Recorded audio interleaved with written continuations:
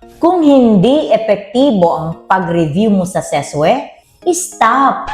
May epektibong alternatibo. Ano ba ang SESWE? Ito ang Career Executive Service Written Exam, ang unang stage para maging SESE. Dito, sinusukat ang management skills, analytical thinking skills, at competence bilang isang manager sa gobyerno. Kung gusto mong pumasa dito ay dapat dumaan ka sa Structured Review Program. Ang Structured Review Program ay isang sistematikong paraan ng pag-aaral. Dinisenyo ito para pag-aralan ang lahat ng mahalagang konsepto, mapabuti ang pag-unawa at ihanda ang sarili para sa aktwal na exam.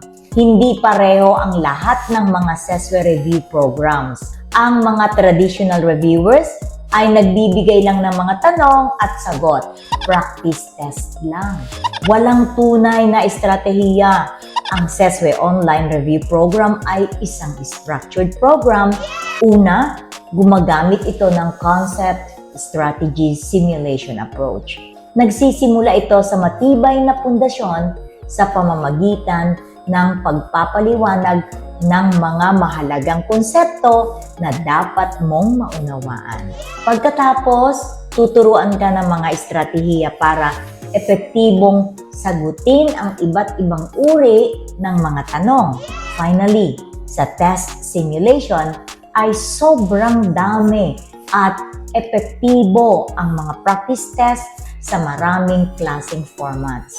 Ang programang ito ay gumamit ng modular approach. Hinati ang mga topics sa modules para makapag-focus sa specific area at i-master ito. Hindi lang basta practice tests. Ang overall aim ay ang buong kahusayan ng enrollee gamit ang step-by-step na proseso.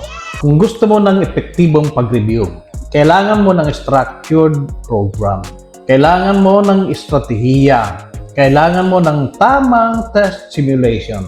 Kung seryoso ka sa pagpasa sa SESWE, gamitin ang tamang paraan ng pag-review. Follow for more SES tips.